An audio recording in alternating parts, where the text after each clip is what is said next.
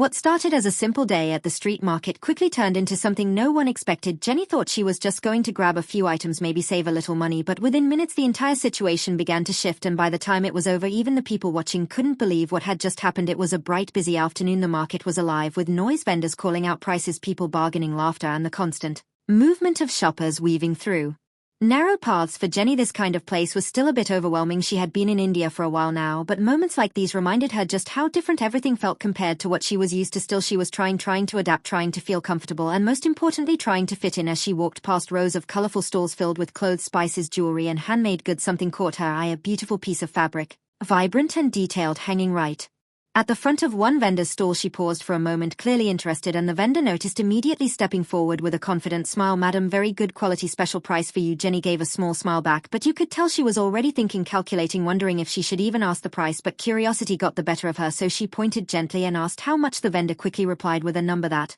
instantly made Jenny raise her eyebrows just slightly, not in shock, but in that familiar moment where you realize, okay, this is not the real price. This was the moment she had heard about, the part where you don't just accept the first number, you negotiate, you push back, you try to get a better deal. Jenny took a breath, smiled again, and decided to go for it. She mentioned a lower price, her tone soft, but her intention clear. She wasn't going to pay that first number. The vendor paused just for a second, his smile still there, but now more calculated. He shook his head slightly. "No, madam, this is already very cheap. Best price, you won't find better." Jenny didn't back down. She repeated her offer, just a little higher this time, trying to meet somewhere in the middle, but the energy between them had already started to change. What was playful a moment ago was slowly becoming something else around them. A few people began to notice, not in an obvious way, but in that quiet, curious way people do when they sense something is happening. A small crowd forming without forming. The vendor leaned in slightly, his tone still polite but firmer now, explaining the quality, the work, the effort behind the fabric, as if trying to justify every bit of the price. Jenny listened, but she also held her ground, and that's when the shift really happened. The light, friendly negotiation started to feel a little tense, a little uncomfortable, like both sides were no longer just playing the game but actually trying to win, and Jenny could feel it too. For a second she hesitated, wondering if she should just walk away or agree and end it, but something inside her pushed her to continue. Maybe it was pride, maybe it was determination, or maybe she just didn't want to feel taken advantage of in a place where she already felt like an outsider. She crossed her arms slightly, gave one final number, this time more confident, more direct, and for a brief moment everything went quiet. Not completely silent, but quiet enough that you could feel the pause, the decision point, the moment where it could go either way. And then the vendor reacted, but not in the way Jenny expected. His expression changed just enough to signal that this wasn't just another negotiation anymore, this was personal. And what happened next completely caught Jenny off guard, and even the people watching couldn't believe how quickly the situation escalated. The vendor suddenly stepped back, shaking his head more aggressively, this time his voice slightly louder, not shouting but enough to draw attention. "No, madam, this is not possible. You are not understanding. This is too low, too low." Jenny felt the eyes around her now. She could sense people watching more directly, some whispering, some just observing quietly, and in that moment the situation stopped feeling like a normal market interaction and started feeling like pressure, like she was on display. She tried to smile again to keep things light, to ease the tension, but her voice came out a little firmer this time as she explained her price again, pointing out small imperfections in the fabric, tiny details that most people wouldn't even notice, but in bargaining every little thing becomes a reason. The vendor didn't like that. His expression tightened, and for a second it looked like he might just walk away, completely ending the deal, but instead he leaned forward again, lowering his voice almost as if trying to regain control of the situation. "Okay, last price," he said, giving a number still higher than what Jenny wanted but lower than before. And now Jenny had to decide, accept and end it, or push again and risk everything falling apart. And something about the moment, the eyes, the tension, the feeling of being watched, made her hesitate just long enough for the vendor to notice, and that hesitation changed everything. The vendor noticed it instantly, the small pause, the uncertainty, the moment where Jenny didn't respond right away. And in a place like this, those moments matter more than anything because they show weakness, they show doubt. And the vendor leaned into that energy, stepping a little closer, his tone shifting again, now calmer but more controlled, as if he had regained the upper hand. "Madam, you see, this is good quality. You won't find better anywhere," he said, pointing at the fabric again, almost guiding her decision without forcing it. Jenny felt it. She knew exactly what was happening, the pressure, the subtle push, the attempt to close the deal before she could rethink her offer, but something inside her resisted. She had come this far, she had held her ground, and now backing down would feel like losing not just the bargain but the moment itself. So she straightened slightly, her voice more steady now, and repeated her price one more time, firm, clear, no hesitation this time. And for a split second everything froze again. The vendor looked at her, really looked at her, as if trying to figure out if she was serious or just playing the game, and then without warning he let out a short laugh, not friendly, not mocking, just sharp enough to shift the mood again. "No, madam, this is impossible," he said louder now, shaking his head and stepping back as if to end the conversation completely. Jenny blinked, caught off guard by how quickly the tone had flipped. One second they were negotiating, the next it felt like a standoff. She glanced around briefly, and now it was obvious people were watching, not just casually but with interest, some smiling slightly, others whispering to each other, the kind of A tension that makes everything feel more intense, more real, and for Jenny that feeling hit hard. She wasn't just bargaining anymore, she was in the middle of something that felt bigger than the price of a piece of fabric. The vendor turned slightly as if to attend to another customer, clearly signaling that he was done with the negotiation, and that move, that simple shift of attention, triggered something unexpected in Jenny, because suddenly it wasn't about the price anymore, it was about respect, about not being dismissed, about not walking away feeling small. So she spoke again, louder. This time enough for the vendor to stop mid-movement. She raised her price slightly, not much, but enough to show she was still willing to meet in the middle, and the vendor paused, his back still half-turned, and for a moment it felt like everything slowed down again. He turned back, slowly looking at her with a different expression, now less annoyed, more curious, as if reassessing the situation from the beginning. He stepped forward again, this time closer than before, his voice lower but more intense. "Okay, you are serious," he said, studying her reaction, and Jenny held his gaze, not backing away, not smiling, just steady. And that shift, that silent exchange, changed the dynamic once more, because now it wasn't just buyer and seller, it was two people locked in a moment, both unwilling to lose. The vendor picked up the fabric, holding it out slightly, showing its details again, running his hand across it as if reminding her of its value, and then he said a new price, lower than before but still not where Jenny wanted it to be. And now the tension returned, sharper than ever, because they were so close but still not aligned. Jenny could feel the moment slipping again, the balance shifting back and forth like a game where one wrong move ends everything. She took a breath, her mind racing, calculating, deciding, and then she did something unexpected. She shook her head, slowly stepped back, and said, "No thank you," her tone calm but final, and for a second the vendor didn't react, as if he wasn't expecting her to walk away after coming this far. And that moment, that single step back, shifted everything again, because now the control had flipped completely. The vendor quickly called out, "Madam, wait, okay, tell me your last price," his voice urgent now, not desperate, but definitely no longer in control. And Jenny paused mid-step, not turning immediately, letting the moment stretch just enough to make it count. And when she finally turned back, she gave her number again, the same number she had stood on from the beginning. And now it wasn't just a price, it was a statement. The vendor exhaled sharply, looking around briefly as if weighing his options, the small crowd still there, the attention still present, and then after what felt like a long pause, he nodded once quickly. "Okay, done," he said, and just like that it was over. The tension, the standoff, the entire situation resolved in a single word. But what made it shocking wasn't just the deal, it was everything leading up to it. The shift in energy, the way it escalated, the way it pulled in everyone around them, turning a simple market moment into something almost dramatic. And as Jenny handed over the money, taking the fabric in her hands, there was a small smile on her face, not just satisfaction but relief, because she had stood her ground, she had navigated something unfamiliar, and she had come out on the other side without backing down completely. But as she walked away, she couldn't help but feel the eyes still on her, the whispers, the quiet reactions.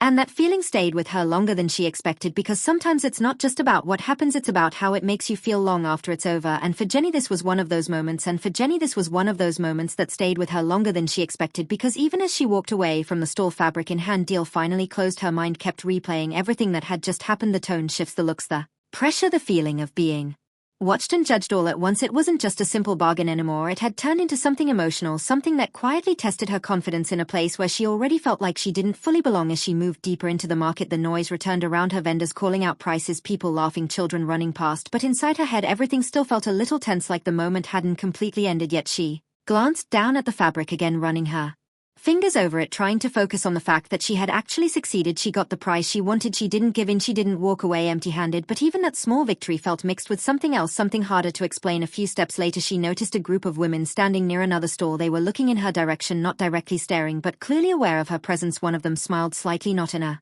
mocking way, but more like recognition, like they had seen what happened and understood it in their own way. Jenny gave a small polite smile back, but quickly looked away, feeling that familiar wave of self-awareness again, the kind that makes you wonder how you're being perceived, what people are thinking even if they're not saying anything. And that's when it hit her. This wasn't just about buying something, this was about learning how to exist in a space that worked differently than what she was used to, where negotiation wasn't awkward, it was expected.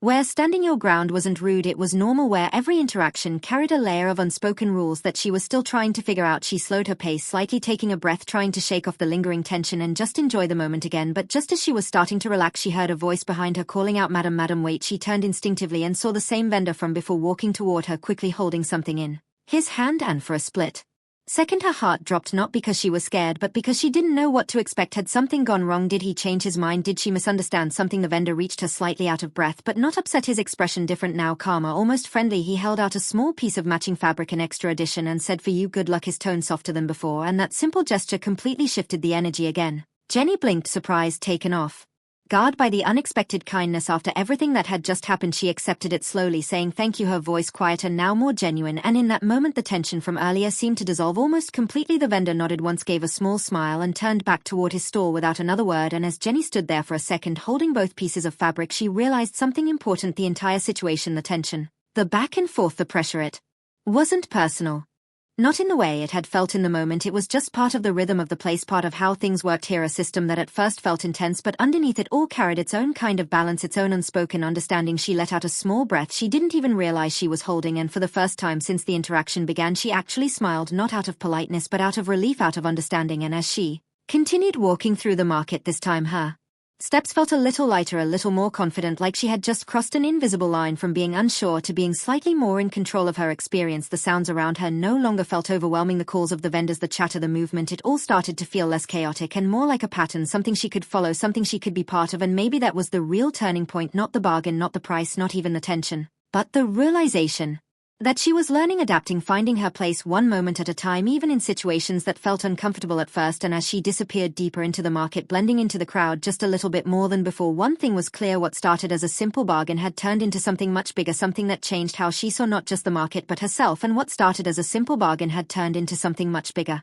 something that changed how she saw not just the market but herself. But the story didn't end there, because sometimes the real impact of a moment doesn't hit right away. It builds slowly, it follows you, it shows up when you least expect it. As Jenny continued walking through the crowded market, now a little more relaxed, a little more aware of her surroundings, she began to notice details she hadn't paid attention to before: the way vendors interacted with locals, the quick smiles, the fast negotiations, the effortless back and forth that now made a little more sense to her. It wasn't chaos, it was a rhythm, and she was finally starting to understand it. But just as she was settling into that feeling, something unexpected caught her attention again, a raised voice, not aggressive but sharp enough to stand out from the usual market noise. She turned slightly, trying not to stare, but it was hard to ignore. A young couple was standing at a nearby stall, clearly in the middle of a negotiation. The woman looked frustrated, the vendor equally firm, and the situation felt strangely familiar, almost like watching a reflection of what she had just experienced moments earlier. Jenny paused without realizing it, her body slowing as her eyes stayed on the scene, the tension between them building the same way hers had just minutes ago. And in that moment something shifted inside her again, not discomfort this time, but recognition, understanding. She could see it now from the outside, the push and pull, the subtle power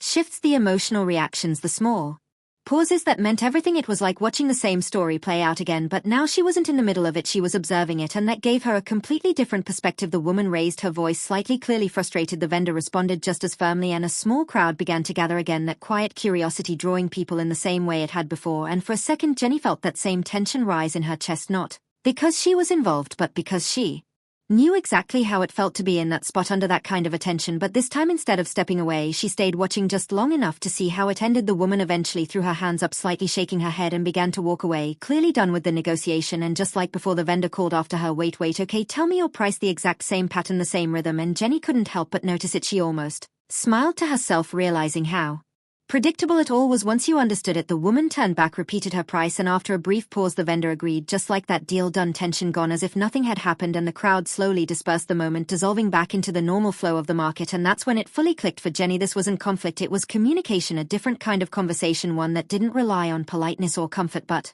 on confidence, persistence, and timing. And suddenly her own experience didn't feel awkward anymore. It felt like a small initiation, a moment that had pulled her into this world and taught her something she couldn't have learned any other way. She looked down at the fabric in her hands again, the colors catching the light, and this time when she smiled it was different, stronger, more certain, because now it wasn't just an item she had bought, it was a reminder of a moment where she had stepped into the unknown, faced the discomfort, and came out with something more than just a good deal. As she continued walking, the market no longer felt like a place she was just visiting, it felt like a place she was beginning to understand, piece by piece, interaction by interaction. And just when it seemed like things had settled completely, like the story had reached its natural end, Jenny slowed her steps again, noticing something else, something subtle but enough to make her pause. One of the same women from earlier, the group that had been watching her negotiation, was now walking beside her, not too close but close enough to feel intentional. And for a brief second their eyes met, and this time the smile that followed wasn't just polite, it was knowing, like a silent acknowledgement of everything that had just happened. And that small moment, that quiet connection, added one final layer to the experience, because sometimes the biggest reactions aren't loud or dramatic, sometimes they are simple shared understandings that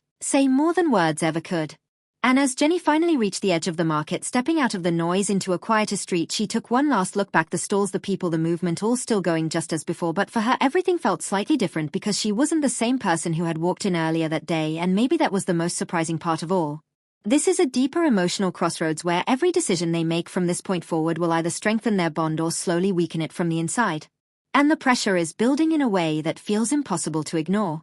You can see it in Jenny's expressions, the quiet frustration, the tired patience, the moments where she looks like she is holding back words that have been sitting inside her for too long. She has been strong for years, stronger than most people would ever need to be in a relationship, but strength has its limits. There comes a time when even the most patient person starts asking a simple but powerful question: how much more do I have to take before something truly changes? And that question is dangerous, because once it is asked, it does not go away easily. It lingers.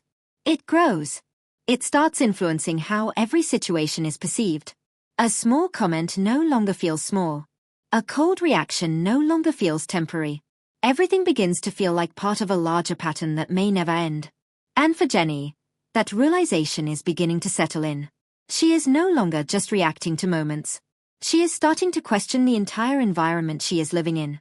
And when that happens, it is no longer just about family drama. It becomes about emotional survival. At the same time, Sumit finds himself under a different kind of pressure, one that is less visible but just as intense. He is carrying the weight of expectations from both sides, and those expectations are completely opposite. Jenny expects him to stand firmly beside her, to protect their relationship, to create a safe emotional space where she does not constantly feel like she is being judged or pushed aside. His family, on the other hand, expects him to remain connected to their values, their traditions, and their authority. They may not say it directly every time, but the message is always there, reminding him of who he was before Jenny, of the life they imagined for him, of the path he was supposed to follow. And trying to live in both of those realities at once is exhausting, because every time he leans slightly in one direction, he feels like he is betraying the other. But here is the truth that Sumit can no longer avoid. There is no middle ground left. That illusion has been tested again and again, and every time it has failed. You cannot build a peaceful marriage while constantly negotiating its boundaries with people who do not fully accept it. At some point, a clear line has to be drawn. Not a temporary line, not a line that moves depending on who is upset that day, but a firm, consistent line that defines what is acceptable and what is not. And until that happens, Jenny will continue feeling unstable, and Sumit will continue feeling torn. This is why the tension in these first days feels so intense. It is not just about one argument. It is about the realization that nothing fundamental has changed unless they make it change. The situation is not going to magically improve on its own. Time has already proven that. Years have passed, conversations have happened, promises have been made, but the core conflict remains. And that is what makes this moment different. Because now, they can no longer pretend that patience alone will solve everything. Now they have to act. Now they have to decide what kind of life they are actually willing to live. And that decision is not easy. Because taking control of your life often means upsetting the people who are used to having control over it. It means facing backlash. It means being misunderstood. It means being labeled as selfish or disrespectful when, in reality, you are simply trying to protect your peace. And not everyone is strong enough to handle that kind of pressure. But if Sumit cannot handle it, then Jenny will continue paying the emotional price for it. And that is where the real tension lies. Not just in what the family says or does, but in how Sumit responds to it. Every moment of hesitation sends a message. Every time he avoids confrontation to keep things calm, it may actually create more long-term damage. Because calm on the surface does not mean peace underneath. Sometimes it just means the conflict has been delayed, not resolved. And delayed conflict has a way of coming back stronger, louder, and more painful than before. Jenny understands this, even if she does not always say it directly. She has lived through enough of these cycles to recognize the pattern. And that is why her patience now feels different. It is not the hopeful patience of someone who believes everything will get better soon. It is the cautious patience of someone who is watching closely, waiting to see if real change is finally going to happen.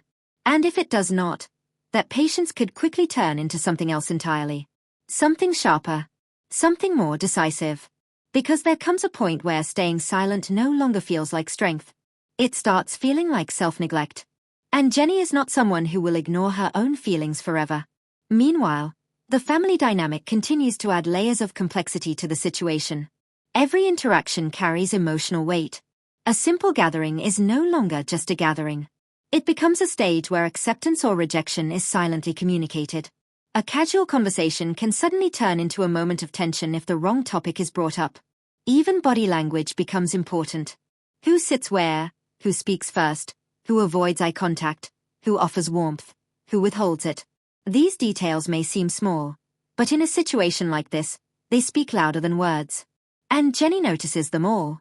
She feels the difference between genuine acceptance and forced politeness.